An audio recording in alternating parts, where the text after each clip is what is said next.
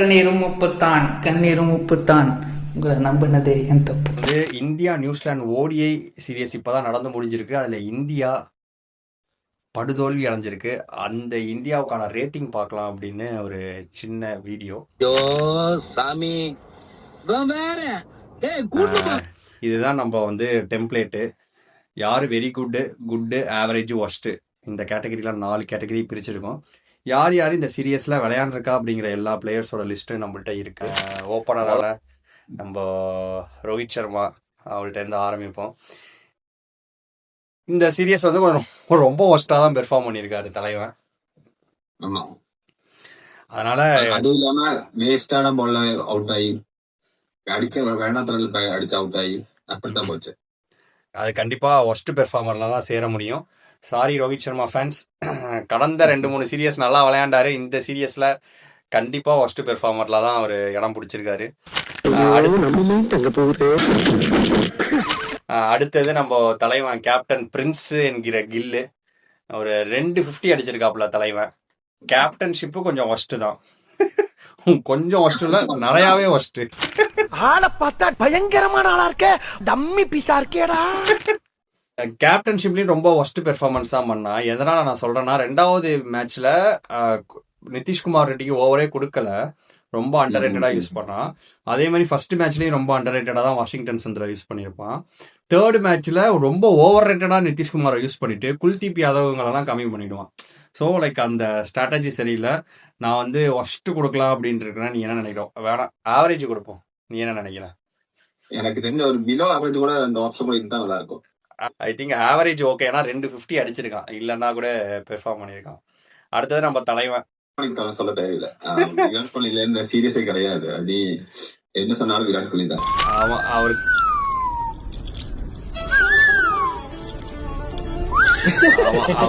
அவருக்கு நம்ம ரேட்டிங் கொடுக்குற அளவுக்கு பெரிய ஆளும் கிடையாது. ஆனா இந்த சீரியஸ்ல ரன்னும் சரி, ஃபீல்டிங்கும் சரி, ஆட்டிடியூடும் சரி, தலைவன் எல்லாத்துலேயுமே மாசா பெர்ஃபார்ம் பண்ணாரு. ஸோ இவருக்கு மார்க்கை மைனஸ் பண்றதுக்கு வேலையே கிடையாது. வெரி குட் தான். நெக்ஸ்ட் ஸ்ரேயஸ் ஐயர், ரொம்ப புவர் பெர்ஃபார்மன்ஸ். வந்த ஃபர்ஸ்ட் மேட்ச் மட்டும் தான் ஆனா, அடுத்த 2 மேட்ச் படுமோசமான இது. இவர் ஆவரேஜ் எல்லாம் சேர்த்துக்கவே முடியாது. நான் ஒஸ்ட் தான் கொடுப்பேன். நீ என்ன நினைக்கிற? தலைவன் காலரை சுத்திக்கிட்டு போறானே தவிர பெர்ஃபார்மன்ஸ்ல என்னடா பெர்ஃபார்மன்ஸ்ல எதையும் காட்ட மாட்டேன்ட்டான். அடுத்தது நம்ம கேஎல் ராகுல். கீப்பிங்கும் சரி, பேட்டிங்கும் சரி, கடந்த லாஸ்ட் மேட்சை தவிர மற்ற எல்லா மேட்சும் விளையாண்டு சூப்பரா பெர்ஃபார்ம் பண்ணி கொடுத்துட்டான். விக்கெட் கீப்பிங்லயும் 2-3 கேட்ச் நல்லாவே எடுத்தாரு. நான் வெரி குட்டுக்கு தான் போவேன். நீ என்ன நினைக்கிற? நானும் வெரி குட் தான் போவேன். மேட்ச் இல்ல, எந்த சீரியஸ் எடுத்தாலும் அந்த பொசிஷன் விளையாடுறதுக்கு அந்த கேஆர் தவிர வேற கிடையாது. வெர்சடைல், மிஸ்டர் வெர்சடைல் அப்படின்னா நம்ம தலைவன் கேஎல் ராகுல் தான். ஓப்பனிங்ல ஆள் இல்ல, ஓப்பனிங் போ, அண்ணா இருக்கேன். மிடில் ஆர்டர்ல 4th டவுன் இறங்கணுமா, அண்ணா இருக்கேன். பினிஷர் ஒரு ஆள் வேணுமா, அண்ணா இருக்கேன். விக்கெட் கீப்பர் வந்துட்டா நீ ஃபீல்டிங் போ, அண்ணா இருக்கேன். விக்கெட் கீப்பர் இல்ல, விக்கெட் கீப்பர் போ, நானும் விக்கெட் கீப்பர் இருக்கேன். தலைவன்ட்ட ஒரே ஒரு மைனஸ் என்னன்னா, ஸ்பின் பவுலர் போட மாட்டேங்கிறான். இல்லன்னு வச்சுக்கயா, பவுலிங்கும் போட்டுட்டு உண்மையான ஆல்ரவுண்டரு அப்படிங்கிற பேருக்கு சொந்தக்காரர் கேஎல் ராகுலா தான் இருப்பாரு. கேப்டன் இல்ல, போன சவுத் ஆப்பிரிக்கா சீரியஸ்ல அப்படிதான். கேப்டன் இல்ல, கேப்டன் ஆரியா அண்ணன் பாத்துக்கிறேன். வைஸ் கேப்டன் இல்ல, அண்ணன் பாத்துக்கிறேன். ஆல்ரவுண்டர் யாருன்னா அதுக்கும் இருப்பான். இன்ட்ரோட்டு. பட் மத்த எல்லாத்துலயும் பெர்ஃபார்ம் பண்றது தலைவன் மட்டும்தான். அடுத்தது நம்ம ஜட்டு பாய். கிட்டத்தட்ட 2013 தான் லாஸ்டா இந்தியன் கண்டிஷன்ல தலைவன் 50 அடிச்சிருக்கான். அது மட்டும் இல்லாம கடந்த 5 மேட்சா ரொம்ப ஒஸ்ட் பெர்ஃபார்மன்ஸ். விக்கெட்டும் விழுவ மாட்டேங்குது, தலைவன்கிட்ட கிரிப்பு கிடைக்க மாட்டேங்குது, பேட்டிங்லையும் ரொம்ப சொதப்பல். எனக்கு தெரிஞ்சு சிஎஸ்கே ஃபேன்ஸ்லாம் நம்ம அடிக்க மாட்டானுங்க. ஏன்னா இப்ப தலைவன் ராஜஸ்தான் போனதுனால ஒஸ்ட் பெர்ஃபார்மர்.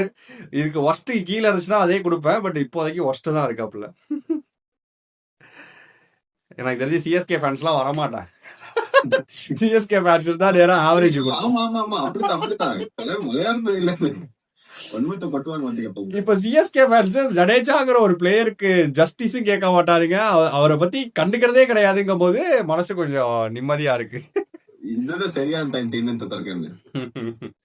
அடுத்தது ஹர்ஷித் ராணா. பவுலிங்லயும் பொழந்துட்டான், பேட்டிங்லயும் பொழந்துட்டாரு தலைவன். நீ என்னென்ன கொடுக்குற? ஃபீல்டிங் மட்டும் தான் கொஞ்சம் தவறா இருக்கு. ஃபீல்டிங்கும் சொதப்பல், அதே மாதிரி ரன் ஓடுறதுலயும் கொஞ்சம் சொதப்பல்.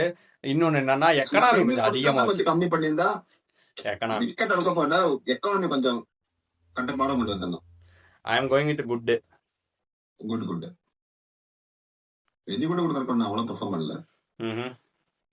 அடுத்தது நம்ம சிராஜ், மியான் பாய் 3 மேட்ச்லயும் பிலோ 6 எக்கனாமி வச்சு 3 மேட்ச்லயும் ஓரளவு கொஞ்சம் கண்டெயின் பண்ணி போட்டது நம்ம தலைவன் மட்டும்தான். கண்டிப்பா அது இல்லாம விக்கெட் கிடைக்கிறது ஒரு இதுதான். ஆமா, விக்கெட்டுக்கு எப்படி கூட கொஞ்சம் இம்ப்ரூவ் பண்ணோம். அது ஏன் வரலன்னு தெரியல. ஏன் பால் ஸ்விங்கா இல்லையா, சும்மா முன்னாடி மாதிரி ஸ்விங்கா மாட்டேங்குது. ஸ்பீடு கொஞ்சம் கம்மியா இருக்கு. கொஞ்சம் ஆவரேஜா நல்லா தான் பண்ணாரு, பட் விக்கெட் காலம் இல்லாதனால I am going with good. நீனு? விக்கெட் காலம் ஆவரேஜ் தான் சொல்லுவேன். பட் வந்து இந்த பவுலர்ல இப்ப இருக்கிற பவுலர்ஸ்ல கம்மியா இருக்கு.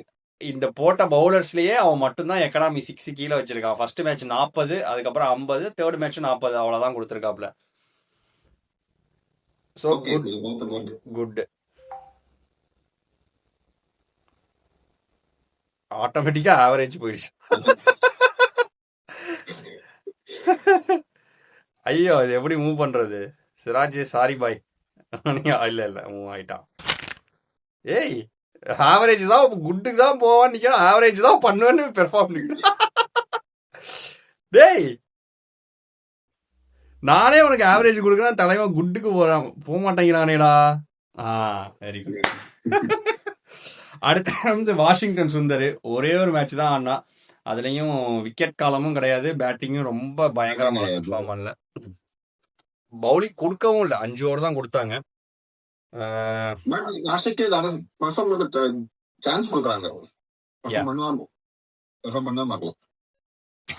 என்ன கொடுக்கறது? ஆவரேஜ் போடலாம்.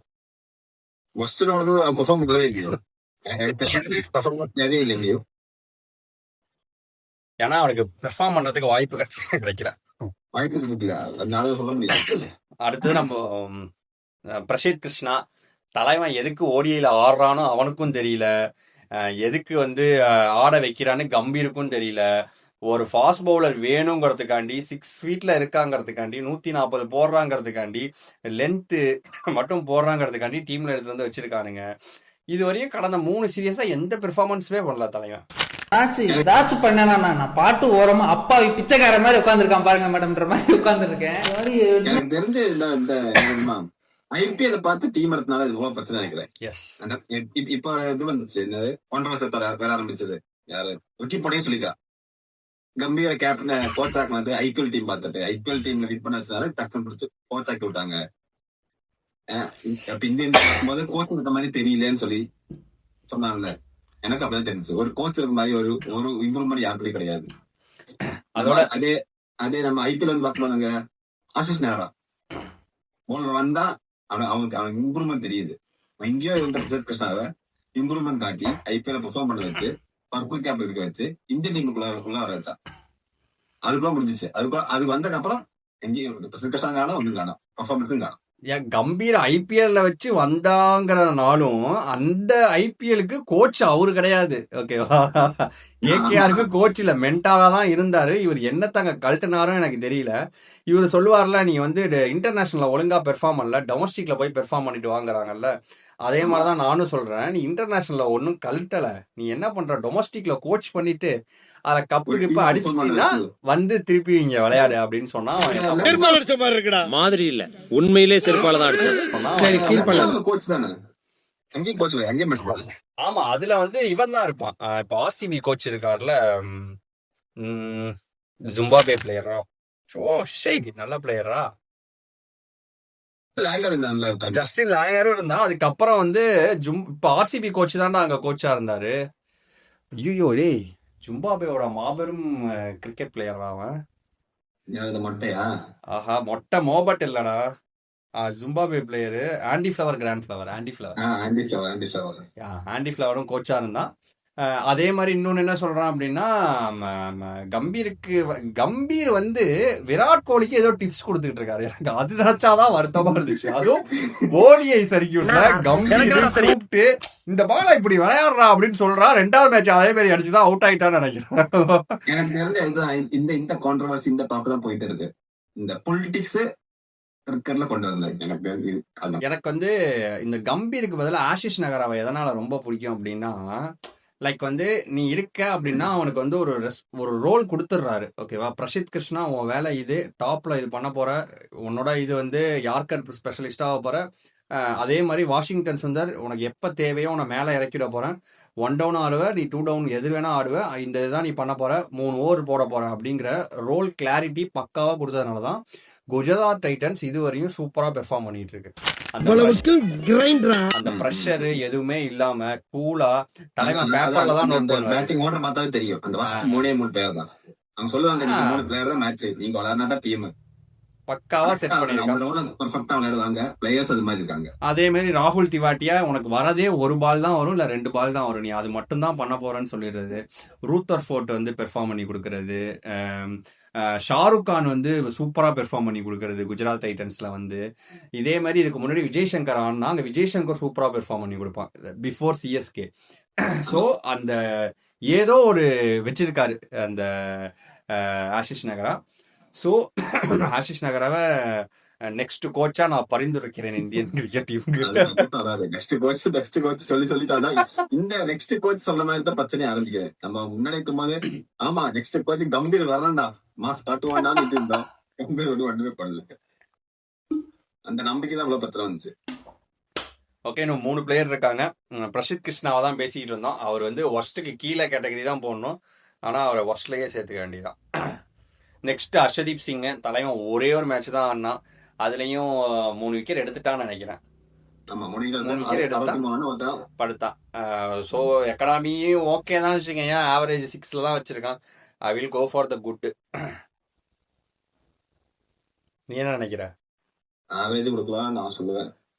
பட் வந்து 3 விக்கெட் எடுத்திருக்கான் வந்த ஃபர்ஸ்ட் மேட்ச்லயே. தலைவன் வந்து எக்கனாமி பெர்ஃபார்மன்ஸ் பண்ணல.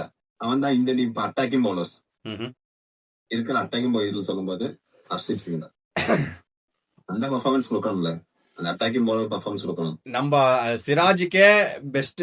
அட்டாக்கிங் 3 விக்கெட் எடுத்துருவானே, மெயின் வந்த உடனே ஓப்பனர் எடுக்கிறான், லாஸ்ட்ல போட்டு விக்கெட் எடுத்துட்டான். வேற என்ன வேணும்? இந்த பேட்டிங் பிச்சுக்கு தலைவன் 3 விக்கெட்டையும் எடுத்து 60 ரன் தான் கொடுத்துருக்கான். என்ன என் தலைவன் பேட்டிங்ல 6 அடிக்காம போனதுதான் எனக்கு வருத்தமா இருக்கு. மற்றபடி ஒன்றும். அதனால நான் குட் தான் கொடுப்பேன். அடுத்தது நம்ம என்டிகே 2 மேட்ச் தான் ஆடினா. 2 மேட்ச்லயும் பேட்டிங் ஒரு 25, ஒரு 50 அடிச்சாரு. பவுலிங் ஒரு 10 ஓவர் போட்டிருப்பான் ஓவராலா. ஃபர்ஸ்ட் மேட்ச் வந்து ஒரு 13 ரன்னு, அடுத்த மேட்ச் ஒரு 50 ரன்னு கொடுத்துருக்கான். ஆமா, நான் வந்து பேட்டிங்கை வந்து குட்டு சொல்லுவேன், பவுலிங் வந்து ஆவரேஜ் சொல்லுவேன்.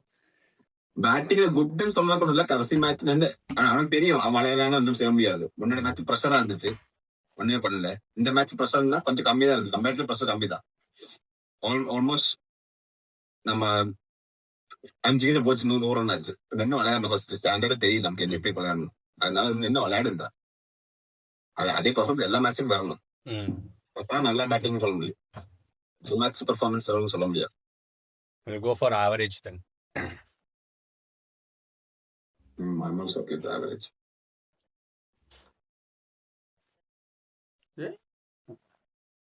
ஸோ இந்த ரிவ்யூ ரேட்டிங்ல பாத்தீங்கன்னா கேஎல் ராகுல், விராட் கோலி நம்பர் 1 ரேங்கிங்லையும், நம்பர் 2ல வந்து ஹர்ஷித் ராணா, சிராஜ், ஹர்ஷதீப், நம்பர் 3ல பாத்தீங்கன்னா கில்லு, வாஷிங்டன் சுந்தர், என்டிகே. நம்பர் லாஸ்ட் ரேங்க் ஃபெயிலியர் அப்படின்னா ரோஹித் சர்மா, ஸ்ரேயஸ் ஐயர், ஜட்டுபாய், அப்புறம் பிரசித் கிருஷ்ணா.